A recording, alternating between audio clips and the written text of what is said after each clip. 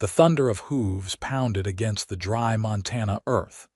As Owen Reed raced his stallion across the open plains, the weight of 6 years of isolation pressing down on him like the scorching summer sun of 1878. The wind whipped through his dark hair, streaked with premature silver at the temple's testament to the grief that had aged him beyond his 32 years. As the town of Silver Creek emerged on the horizon, Owen slowed his horse, his calloused hand instinctively moving to the worn wedding band he still wore on a leather cord around his neck. Silver Creek had been his home once, before tragedy struck and drove him to the solitude of his ranch miles outside town. Now he only came for supplies, or when Sheriff Donovan needed an extra gun, which happened less frequently as the railroad brought law and order to the frontier. Today's visit was purely practical supplies, mail, and a quick exit before the ghosts of his past could catch up to him. The main street bustled with the usual activity, horses tied to hitching posts, the blacksmith's hammer ringing out, and townsfolk moving with purpose between the general store, bank, and saloon. Owen dismounted in front of Peterson's general store, his tall frame and the twin colts at his hips commanding a respectful berth from passers-by.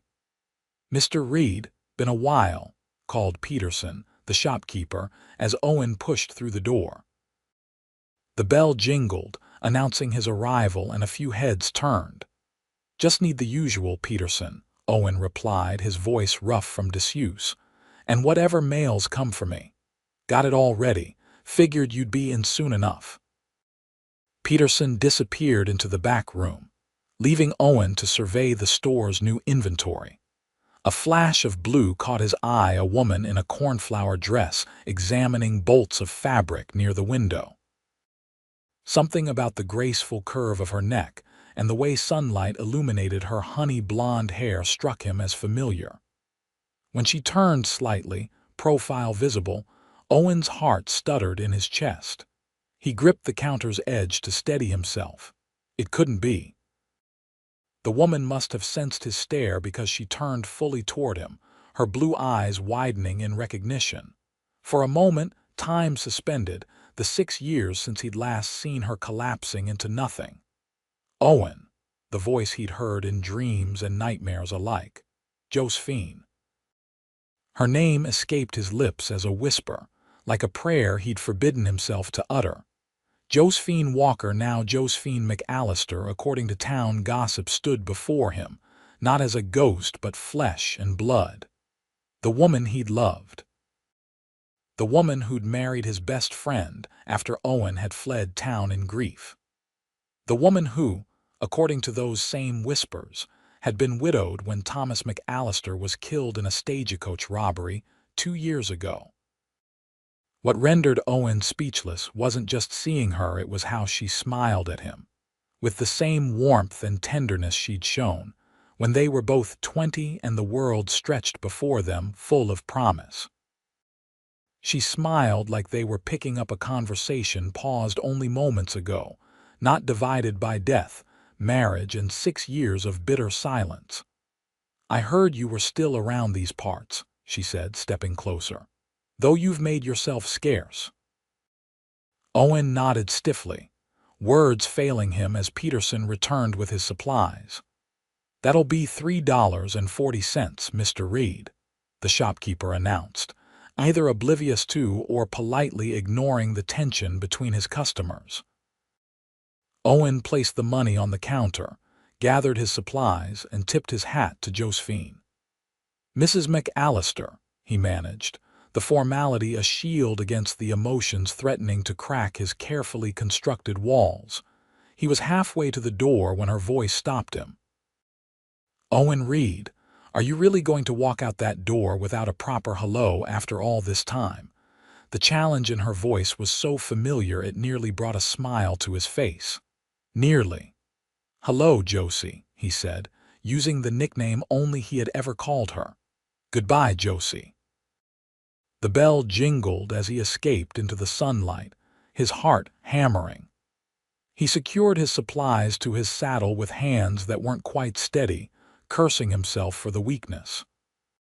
6 years should have been enough to heal the wound of losing her, first to his grief over his wife's death, then to his best friend's love. You always were stubborn. Owen closed his eyes briefly at the sound of her voice behind him. When he turned, she stood on the boardwalk, parcels in hand, that determined set to her jaw he remembered all too well. "Some things don't change," he replied. "And some do." Her eyes softened. "I'm sorry about Elizabeth, Owen. I always was." The mention of his late wife's name sent a jolt through him. Elizabeth Reed had died in childbirth along with their infant son in 1872, shattering the life Owen had built. "I know," he said simply. Josephine stepped closer. "I'm hosting a dinner at my place tomorrow night. Nothing fancy, just a few friends. I'd like you to come." "I don't think that's a good idea. Because of Thomas." Her direct approach hadn't changed either. "He's been gone 2 years, Owen, and he was your friend too once." "That's not," Owen sighed, adjusting his hat. "It's complicated, Josie." "Life's complicated. Dinner's at 6. She handed him a piece of paper with an address. "I'm not at Thomas's old place. I have a small house near the schoolhouse now. I teach there." Before he could formulate a refusal, she was walking away, the blue of her dress vivid against the dusty street. Owen watched her go, telling himself he wouldn't attend, even as he tucked the paper into his vest pocket. He rode home in a daze, his mind replaying that smile, the one that suggested no time had passed, that they were still the young friends who'd ridden together, fished together, shared secrets under summer stars before life and choices had separated them. The Reed Ranch greeted him with its familiar solitude, a modest house, a sturdy barn, grazing cattle, and endless quiet. Owen had built it with his own hands after Elizabeth's death, when staying in their first home became unbearable. He'd retreated here, turned his back on Silver Creek and its memories, focusing on raising cattle and occasionally helping the sheriff when the loneliness became too oppressive. As evening fell, Owen sat on his porch, nursing a glass of whiskey and staring at the paper with Josephine's address. Memory carried him back to a time before Elizabeth, before his life had taken its tragic turn. It was 1868 when Owen first arrived in Silver Creek, a young man of 22 looking to make his fortune in the Montana Territory. He'd found work at the Walker Ranch, where he met both Josephine, the ranch owner's spirited daughter, and Thomas McAllister, the foreman. The three became inseparable friends, though Owen harbored deeper feelings for Josie, feelings he never acted on, because Thomas's affection for her was equally obvious. Then came Elizabeth Porter, the new schoolteacher who captured Owen's heart with her quiet grace. They married in 1870, and Owen believed he'd found his happiness. But fate had other plans. Elizabeth's death tore something essential from him, leaving him hollowed out and bitter. In his grief, Owen pushed everyone away, including Josephine, who had tried to comfort him, and Thomas, who had stood by him. A year later, news reached him that Thomas and Josephine had married. The betrayal he felt was irrational. He had no claim on Josie, had chosen Elizabeth, had pushed them both away, but it solidified his resolve to remain apart from Silver Creek society. Now, swirling the amber liquid in his glass, Owen wondered what would have happened if he'd made different choices. If he'd told Josie how he felt all those years ago. If he'd allowed his friends to help him through his grief instead of shutting them out. The next evening found Owen sitting on the same porch, freshly shaved and dressed in his best shirt, still debating whether to ride into town for Josephine's dinner. The invitation sat on the table beside him, accusing in its presence. "This is foolish," he muttered to himself. draining his coffee cup and standing. 20 minutes later, he was guiding his horse through Silver Creek toward the address Josephine had given him. He told himself he was only going to properly decline the invitation in person, a courtesy to an old friend. But he knew it was a lie even as he thought it. Josephine's home was a modest white clapboard house with blue shutters and a neat garden. Light spilled from the windows, and the sound of conversation and laughter drifted out. Owen hesitated at the gate, almost turning back when the front door opened and Josephine appeared, silhouetted in the warm light. "I saw you from the window," she called. "Were you planning to stand there all evening?" Owen straightened his shoulders and walked up the path. "I came to thank you for the invitation, but I don't think I can stay." Josephine considered him for a moment, then stepped outside, closing the door behind her. In the lamplight from the windows, she looked both familiar and changed, the same blue eyes and determined chin, but with fine lines at the corners of her eyes and a maturity that hadn't been there before. "Why not?" she asked directly. "You know why, Josie. There's too much between us. History." "Yes, bad blood, I don't think so." She moved closer. "Owen, we were friends before anything else, good friends. I've missed that friendship. It's not that simple. It could be." She reached out, her hand hovering near his arm before falling away. "Thomas spoke of you often, you know. Even after everything, he understood why you pulled away." Owen looked away, uncomfortable with the mention of his former friend. "I should have been there for his funeral. I'm sorry I wasn't." "You're here now," she said softly. "Come inside, Owen, have dinner with us. Sarah Miller is here, you remember her. And Dr. Williams and his wife, just friends sharing a meal." Owen hesitated, then nodded once. "All right, but I can't stay long." Josephine's smile was worth the discomfort, bright and genuine, lighting her face in a way that made his chest ache. "Thank you," she said, and led him inside. The dinner was less awkward than Owen had feared. Sarah Miller, the milliner's widow, remembered him kindly. Dr. Williams had treated Elizabeth during her difficult pregnancy and was tactful enough not to mention it. His wife Clara was new to town and treated Owen without the weight of history. The conversation flowed easily around local news, cattle prices, and the railroad's expansion. Throughout the evening, Owen found his gaze drawn repeatedly to Josephine, the way she laughed, the graceful movement of her hands as she served food, the attentive manner in which she listened to each person speak. She had grown into her beauty, he realized, no longer the impetuous girl but a woman of substance and quiet strength. When the other guests departed, Owen made to follow, but Josephine asked him to stay for one more cup of coffee. Against his better judgment, he agreed. "That wasn't so terrible, was it?" she asked as she poured the coffee in the kitchen. "No," he admitted. "It was nice. You should join society more often, Owen Reed. Isolation doesn't suit you despite what you might think." He accepted the cup she offered. "I've grown accustomed to my own company." "That doesn't mean it's good for you." She sat across from him at the small kitchen table. "What do you do out there all day besides tend your cattle, read, think, fix what needs fixing?" He shrugged. "It's a quiet life, too quiet." Her gaze was steady. "I remember when you used to laugh, Owen, when you played the harmonica on Saturday nights and told stories that had everyone hanging on your every word. That was a long time ago. Not so long that it can't be again."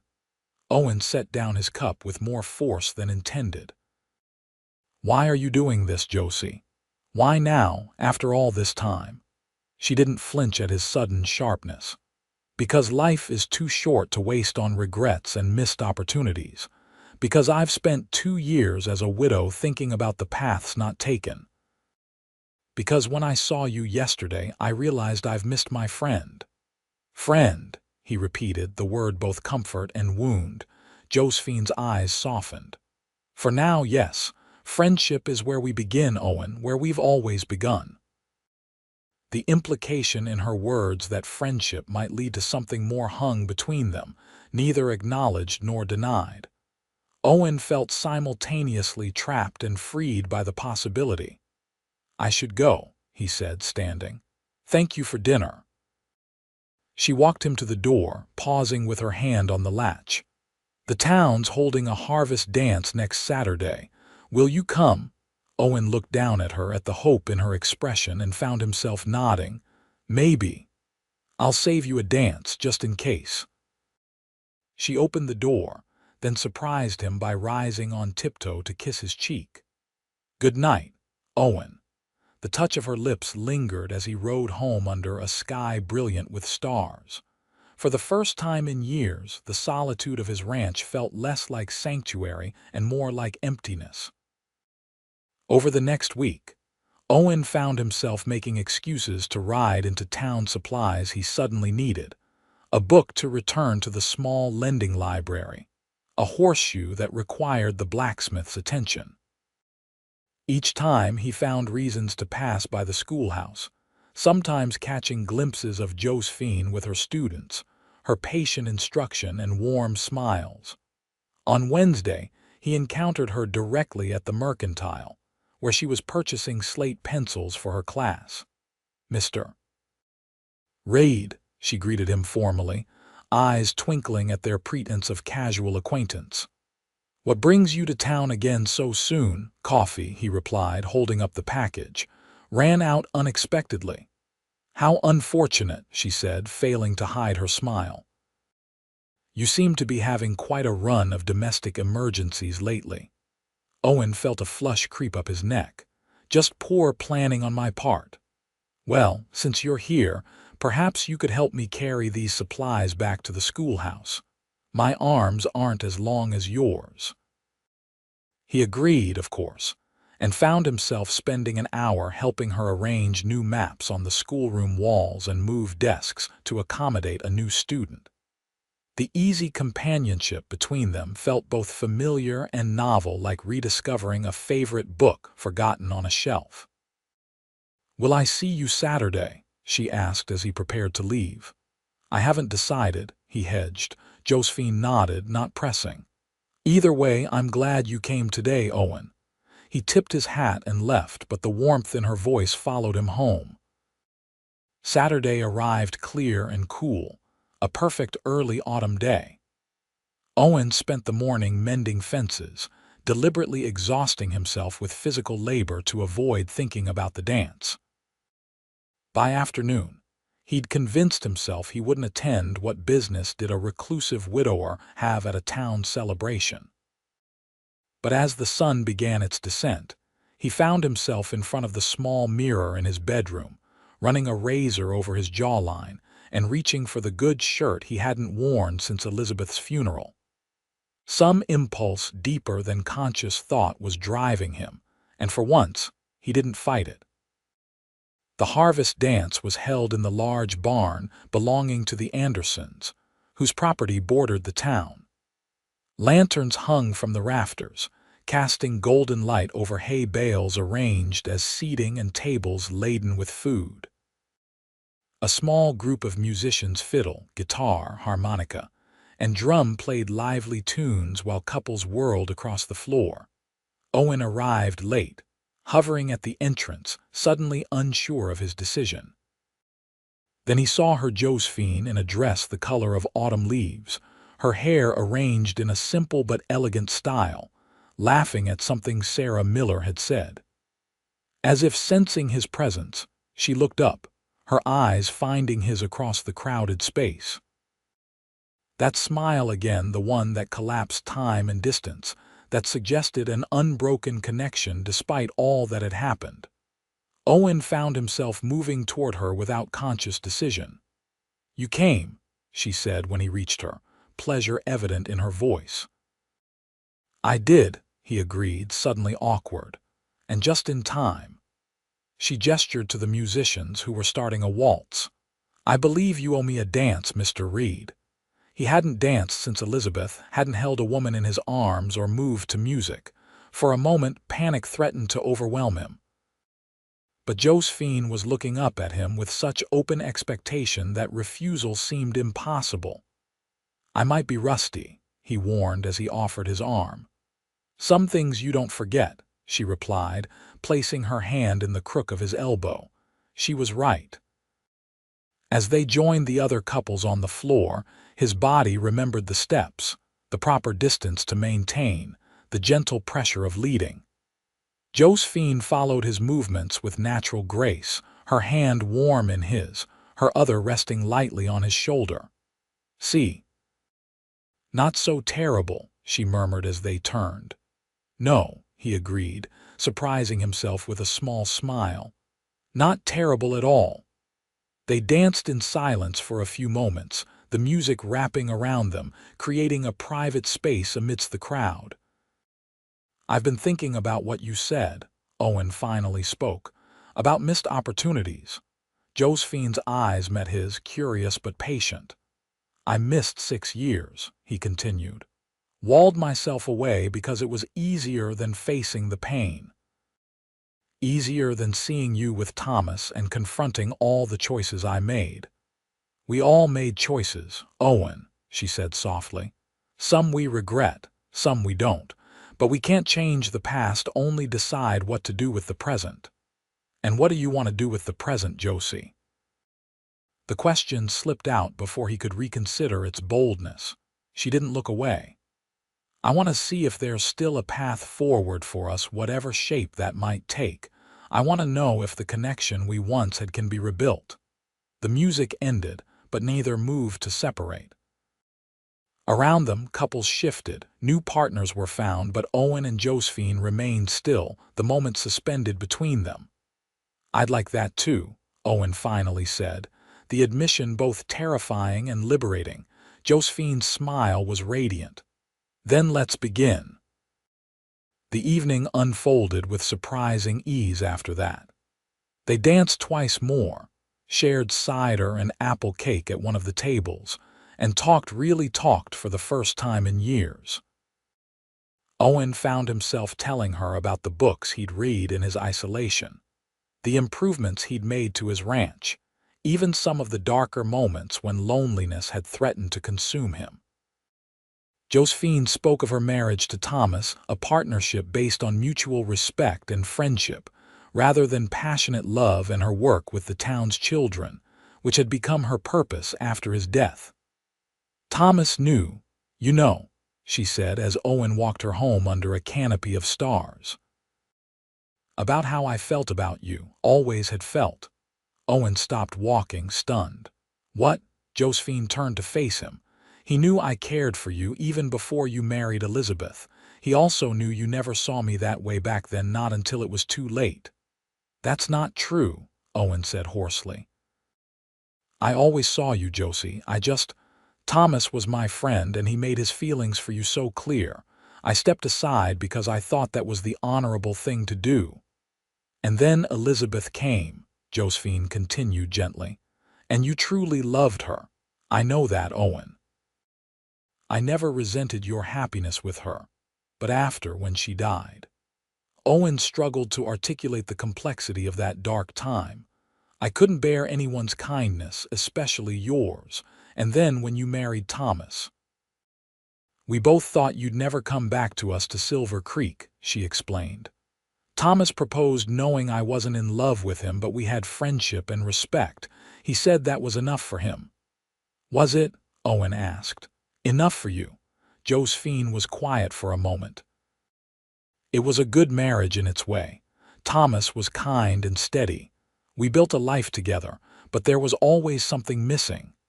She looked up at him, moonlight silvering her features. "I don't want to dishonor his memory by saying that, but it's the truth." They had reached her house, the small porch illuminated by a single lamp she'd left burning. Owen felt as though he stood on the edge of a precipice, the next words, the next action, potentially life-changing. "Thank you for coming tonight," Josephine said, filling the silence. "For dancing with me, for talking. Thank you for not giving up on me," he replied. "For smiling at me like no time had passed." Her eyes widened slightly at his words, and she stepped closer. How could I not? Some connections don't fade, Owen, no matter how much time passes. The moment hung between them, ripe with possibility. Owen wanted to kiss her, realized he'd wanted to since the moment he saw her in Peterson's store, but hesitation held him back. It was too soon, too complicated, too weighted with their shared past. Josephine seemed to read his thoughts. She squeezed his hand once, then stepped back. "Good night, Owen. Will I see you tomorrow? The service starts at 10, church, of course. Another social obligation he'd abandoned years ago. Yes, he found himself saying, I'll be there. Her smile was worth the commitment. Good, sleep well. Owen watched her enter her house before turning toward where he'd left his horse. The night air felt electric against his skin, his mind whirling with revelations and possibilities. For the first time in 6 years, he rode home with something like hope flickering in his chest. The next morning, Owen arrived at the small white church on Silver Creek's Main Street just as the bell was ringing. He'd polished his boots, pressed his best suit, and even trimmed his beard, efforts that drew curious glances from townsfolk who'd grown accustomed to his disheveled isolation. Josephine was already seated near the front, but she turned as if sensing his entrance. The smile she gave him drew attention from several nearby congregants, including Sheriff Donovan, whose raised eyebrow suggested both surprise and approval. Owen slid into a pew toward the back, nodding acknowledgments to people he'd once called neighbors and friends. After the service, he found himself surrounded by well-wishers, ranchers who wanted to discuss cattle prices, mothers who remembered him teaching their now-grown sons to fish, old men who recalled his skill at cards. It was overwhelming after so much solitude, but not unpleasant. Owen realized with some surprise that he'd missed the sense of community, of belonging to something larger than himself and his grief. Josephine made her way to him eventually, resplendent in a blue dress that matched her eyes. "You survived," she teased gently. "Barely," he replied with a small smile.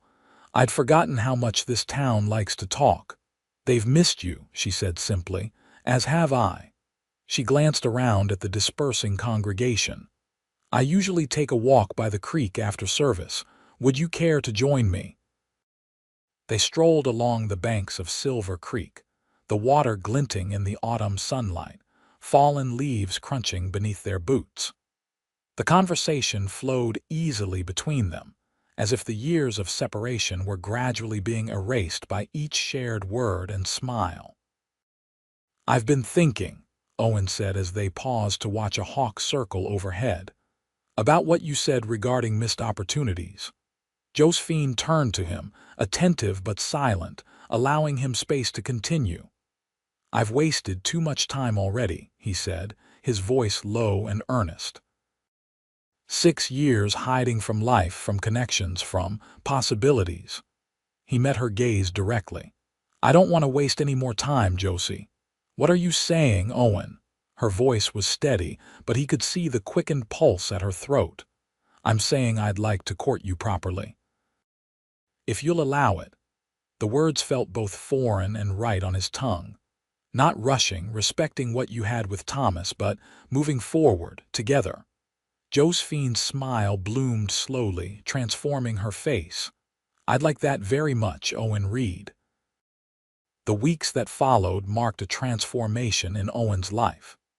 He began joining Josephine for Sunday dinners after church, sometimes cooking for her at his ranch, showing her the improvements he'd made and the books that had kept him company during his isolation. They rode together through the golden autumn countryside, fished in the creek where they'd spent countless hours as young friends, and gradually relearned each other's habits and preferences. Owen discovered that Josephine now preferred coffee to tea, had developed a talent for sketching, and harbored a secret ambition to travel to San Francisco someday. Josephine learned that Owen had taught himself to play chess during his solitude, had a surprising knowledge of poetry gleaned from his extensive reading, and still occasionally suffered nightmares about Elizabeth's death, though they came less frequently now. As November arrived with its biting winds and first dusting of snow, Owen found himself in Silver Creek more often than not. He helped repair the schoolhouse roof, attended the Thanksgiving celebration at the church, and even played his harmonica at a small gathering at the sheriff's home, his fingers remembering the old tunes as if they'd never stopped playing. The town welcomed him back gradually, without fanfare, accepting his return to their midst as naturally as they had respected his withdrawal. If people noted the growing closeness between the widowed teacher and the once reclusive rancher, they were tactful enough to keep their observations to themselves, at least in Owen's hearing. December brought heavier snow and the approach of Christmas. Owen found himself considering a future he hadn't dared imagine since Elizabeth's death, one with companionship, purpose beyond mere survival, perhaps even love. The thought both exhilarated and terrified him. What right did he have to happiness after failing Elizabeth so completely? The guilt that had driven him into isolation still lurked beneath the surface, ready to resurface in quiet moments. One evening, as they sat before the fire in his ranch house after dinner, Josephine noticed his pensive mood. "Where have you gone?" she asked softly, her hand covering his. "You're here, but your mind is miles away." Owen sighed, turning his hand to clasp hers. "I was thinking about Elizabeth." Josephine didn't withdraw as he feared she might. Instead, she squeezed his hand encouragingly. "Tell me." "I couldn't save her," he said, the admission painful even after 6 years. "The baby was breech. Dr. Williams said a specialist in Helena might have been able to help, but the snow was too deep to travel. I watched her suffer for 18 hours before they both died." "Oh, Owen." Josephine's eyes shimmered with tears. "I'm so sorry." "I promised to protect her," he continued, the words pouring out now, "to keep her safe, and I failed. Just like I failed you and Thomas by withdrawing when you tried to help me through my grief." "You didn't fail anyone," Josephine said firmly. "Elizabeth's death wasn't your fault. And as for Thomas and me, yes, we were hurt when you pushed us away, but we understood. Grief can make us do things that seem irrational to others." "I've spent 6 years punishing myself," Owen admitted. "Denying myself connections, happiness, even the simple pleasure of conversation. And now," she prompted when he hesitated. "Now I'm afraid," he confessed. "Afraid that, by allowing myself to care for you, to imagine a future together, I'm somehow betraying her memory. And simultaneously afraid that I'll fail you too, somehow." Josephine was quiet for a long moment, her thumb tracing patterns on the back of his hand. "Elizabeth wouldn't want you to spend your life alone, Owen. I didn't know her well, but I know she loved you deeply. She would want you to be happy." "How can you be sure?" "Because that's what love is," she said simply. "Wanting the best for someone, even if that means a life that continues after you're gone." She hesitated, then added, "It's what Thomas would want for me too." Owen looked into her eyes, seeing the sincerity there, and felt something shift within him, as if a weight he'd carried so long he'd forgotten it was there suddenly lightened. "I care for you, Josie," he said quietly. "More than I thought possible to care for anyone again, and it frightens me." "I know," she replied, moving closer. "I care for you too. And yes, it's frightening opening yourself to the possibility of loss again. But the alternative is to never truly live, and I think we've both done enough of that." Owen reached up to touch her cheek, marveling at the softness of her skin beneath his work-roughened fingers. "When did you get so wise?" "Oh, I've always been wise," she teased, leaning into his touch. "You were just too stubborn to notice." The laughter that bubbled from him felt like a release of tension, of guilt, of the paralysis that had gripped him for so long. When it faded, he found himself looking at Josephine with new clarity, seeing not just the echo of the girl he'd once known, but the woman she'd become strong, compassionate, and beautiful in ways that transcended the physical. "May I kiss you, Josie?" he asked, his voice rough with emotion. Her answer was to lean forward, closing the distance between them. The kiss was gentle at first, tentative with the weight of history and hope, then deepening as years of unacknowledged longing surfaced. Owen's arms encircled her, drawing her closer, while her hands framed his face with exquisite tenderness. When they finally parted, both slightly breathless, Owen rested his forehead against hers. "I think I've been waiting to do that since I was 22 years old," he admitted. Josephine's laugh was soft and joyful. "Then we have a lot of catching up to do," Owen read. As Christmas approached, Owen found himself embracing the holiday spirit for the first time since Elizabeth's death.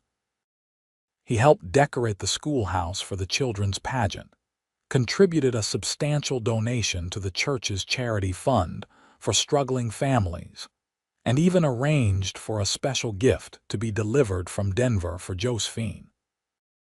The relationship between them blossomed in the winter cold walks through snow-covered fields, evenings reading by the fire, increasingly passionate encounters that always stopped short of full intimacy, both respecting the propriety expected of a courting couple in their small community.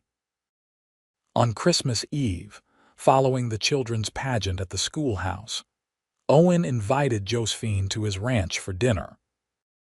He'd spent days preparing, cleaning every corner of the house, planning a meal of roast duck with all the trimmings, and arranging pine boughs and candles to create a festive atmosphere. When she arrived, her cheeks flushed from the cold and snowflakes clinging to her cloak, Owen felt his heart swell with an emotion he'd been afraid to name. "Merry Christmas, Owen," she said, presenting him with a carefully wrapped package, "though you should wait until tomorrow to open it." "I'll try to contain my curiosity," he replied, helping her remove her cloak and leading her into the warmth of the house. "Though I make no promises." Dinner was a success, the food delicious, the conversation flowing easily between them, punctuated by laughter and moments of comfortable silence. After they'd eaten, Owen built up the fire in the main room and poured them each a small glass of brandy. "I know we agreed to exchange gifts tomorrow," he said, settling beside her on the sofa, "but I find I'm not as patient as I once was." Josephine smiled, cradling her glass. "Age making you impetuous, Mr. Reed." "Perhaps it's the company," he countered, reaching into his pocket. "May I give you your gift now?" At her nod, he withdrew a small velvet box. Josephine's eyes widened as she set down her glass to accept it. "Owen," she breathed, her fingers hovering over the box without opening it. "It's not what you might think," he said quickly. "Or rather, not exactly. Please open it." Inside, nestled on a bed of satin, lay a delicate gold locket engraved with intricate scrollwork. Josephine opened it to find it empty, waiting for contents yet to be added. "It's beautiful," she said, genuine appreciation in her voice. "But I don't understand." Owen took a deep breath. "The locket represents a promise, Josie.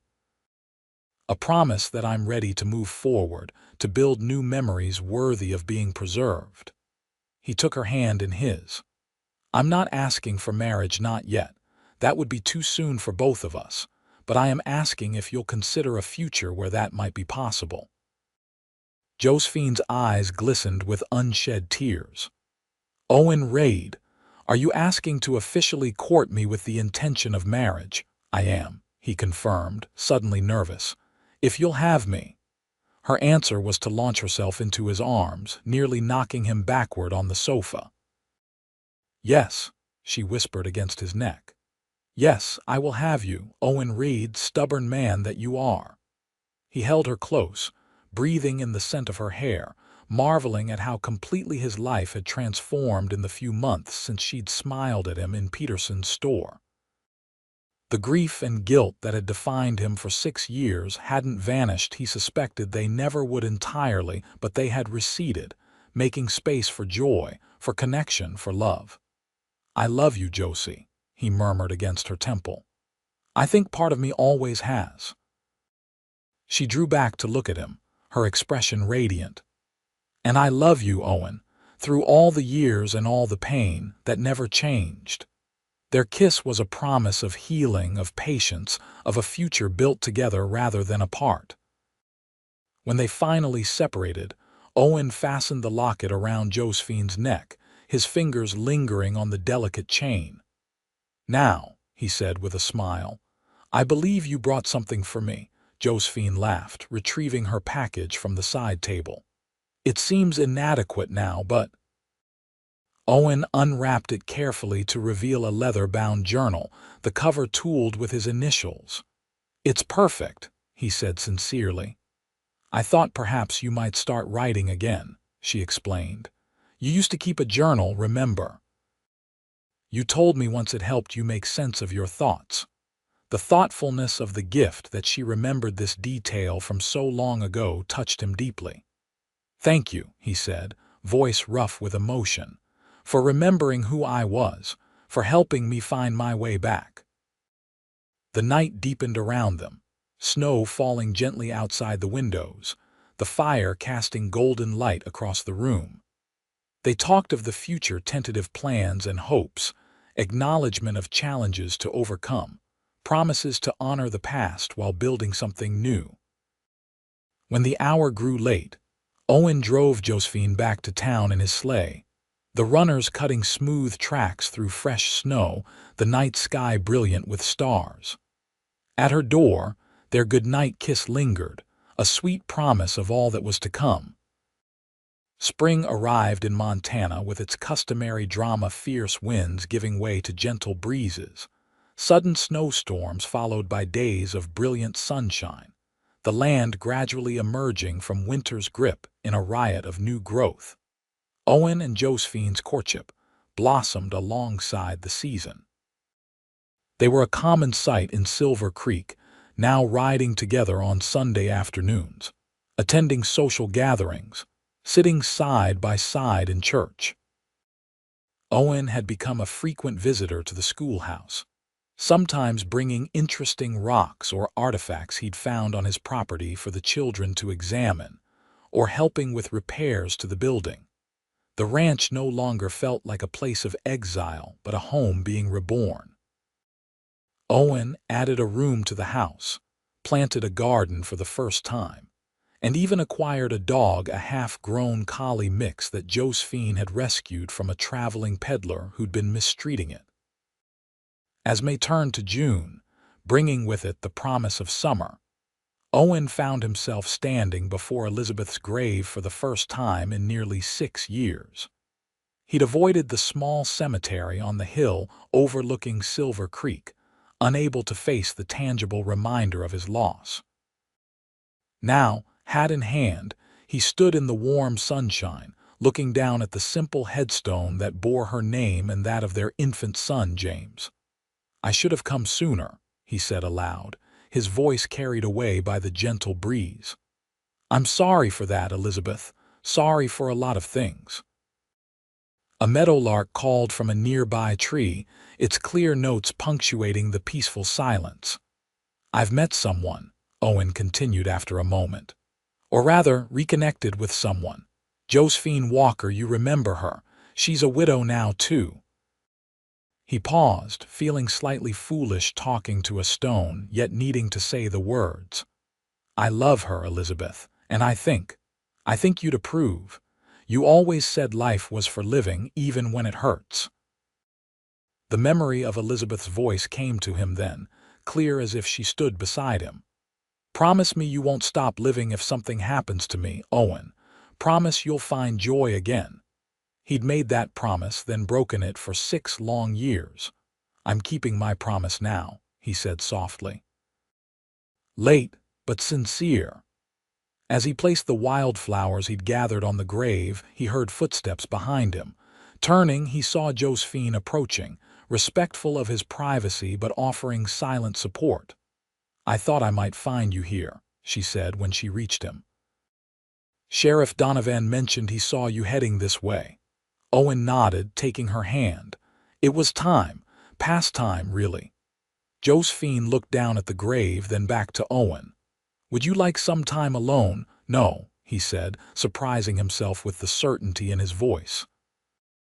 "I've been alone enough. I'd like you to be here if that's all right." "Of course." She squeezed his hand. "Hello, Elizabeth," she said softly to the headstone. "I want you to know I'll take care of him, and I'll make sure he doesn't forget you or little James." The simple words, spoken with such genuine feeling, moved Owen deeply. He put his arm around Josephine's shoulders, drawing her close to his side, and felt something settle within him, not an ending of grief, but a transformation of it into something that could coexist with new joy.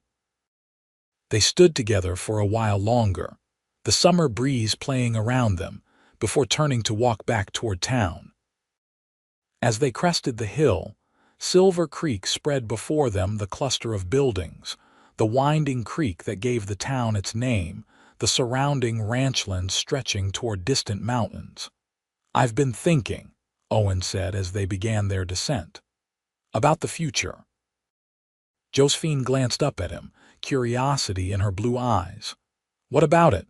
"We've been courting for 6 months now," he began, suddenly nervous despite all they'd shared. "I know we agreed to take things slowly, to honor our pasts while building something new."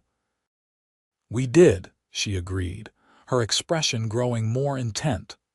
Owen stopped walking, turning to face her fully, taking both her hands in his. "Josephine Walker, I've loved you in some form since I was 22 years old, first as a friend, then as something I couldn't admit to myself, and now as the woman who brought me back to life when I thought that part of me was buried forever." Josephine's eyes widened, her lips parting slightly as she realized what was happening. "I don't want to wait any longer," Owen continued, dropping to one knee on the grassy hillside.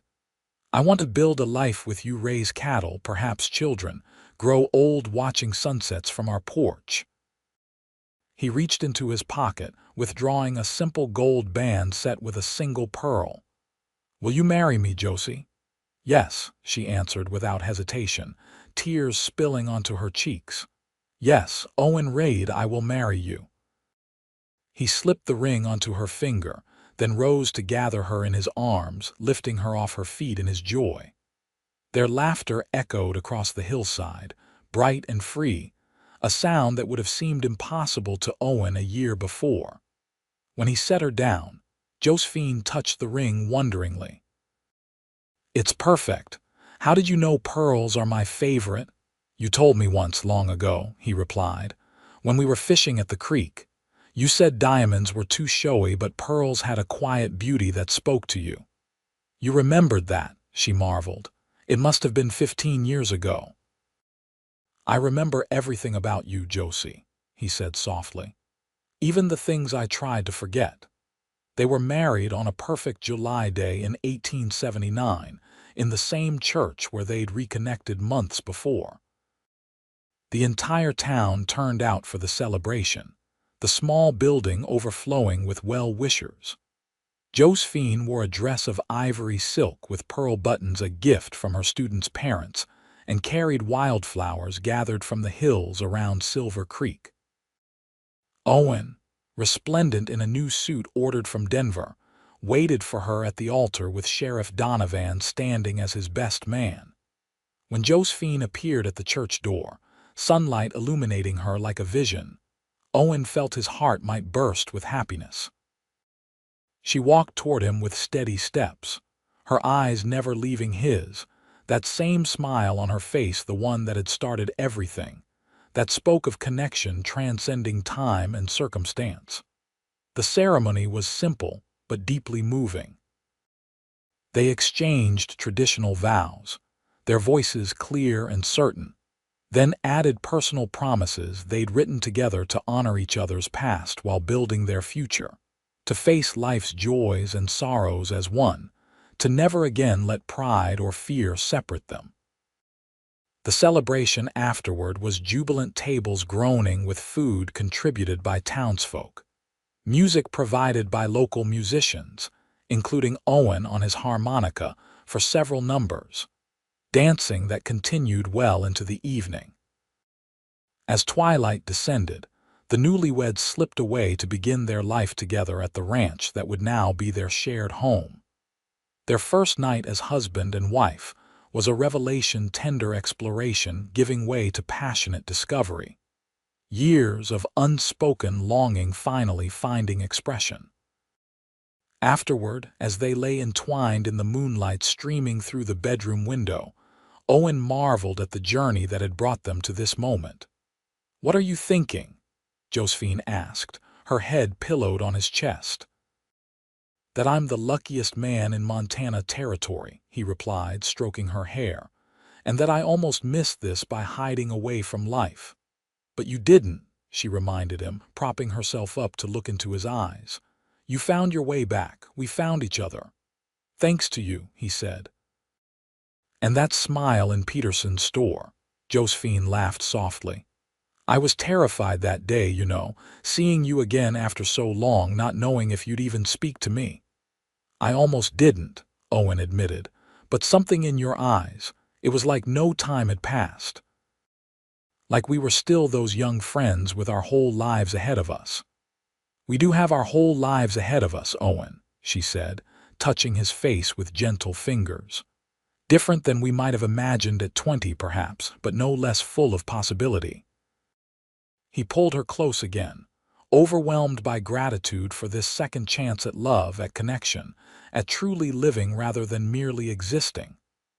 "I love you, Mrs. Reed," he murmured against her hair. "And I love you, Mr. Reed," she replied, settling against him as if she'd always belonged there. Today, tomorrow, and all the days to come. The years that followed brought changes to Silver Creek and to the Reed Ranch. The railroad's arrival in 1880 transformed the once sleepy town into a bustling center of commerce. New buildings sprang up, including a proper schoolhouse where Josephine continued teaching until the birth of their first child in 1881. A daughter they named Elizabeth Sarah Reed, honoring both Owen's first wife and Josephine's mother.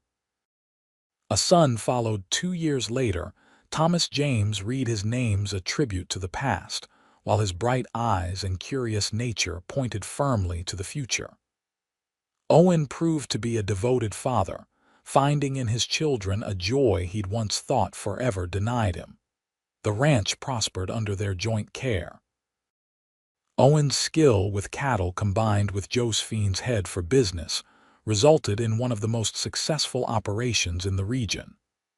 They added land, built a larger house while preserving the original cabin, and employed several hands to help with the expanding herd. Through it all, their love deepened, tested by the ordinary challenges of life, but strengthened by shared purpose and the hard-won wisdom of those who know what it means to lose and find each other again. On their 10th anniversary in 1889, as Montana prepared for statehood, Owen surprised Josephine with a trip to San Francisco, fulfilling the dream she'd mentioned long ago. They spent 2 glorious weeks exploring the vibrant city, visiting theaters and restaurants, walking along the bay, and even having their photograph taken by a professional photographer, a formal portrait that would take pride of place in their home for decades to come. Upon their return, as they crested the familiar hill overlooking Silver Creek, now a proper town with a train station, bank, and hotel, Owen reined in the horses and turned to his wife. "Happy?" he asked simply. Josephine looked at the landscape, spread before them, the town where they'd met as young people, the cemetery where their past loved ones rested in peace, the distant outline of their ranch where their children waited with their trusted housekeeper, Mrs. Hollister. "Completely," she answered, her smile as radiant as it had been that day in Peterson's store 11 years earlier. "And you?" Owen took her hand, the gold band on her finger catching the late afternoon sunlight. "More than I ever thought possible," he replied honestly. "You gave me back my life, Josie. You reminded me that love doesn't die even when those we love do. It just waits to be reawakened. We gave each other back our lives," she corrected gently, "and we honor those we've lost by living ours fully." Owen leaned across to kiss her, marveling as always at how the simple touch of her lips could still send warmth coursing through him after all these years. "Let's go home," he said when they parted. "Our children are waiting." As they drove down the hill toward their future, Owen reflected on the long, winding path that had brought him here from grief-stricken isolation to a life overflowing with love and purpose. The ghost of his past no longer haunted him, but rather stood as a witness to the resilience of the human heart, its capacity to heal and love again. And it had all begun with a smile, one that had bridged years of separation and pain, that had told him without words that it was never too late to begin again. That some connections transcend time, distance, and even death itself. That love, once born, never truly dies but waits patiently to be rediscovered, like gold beneath the Montana soil, precious, enduring and worth every effort to unearth.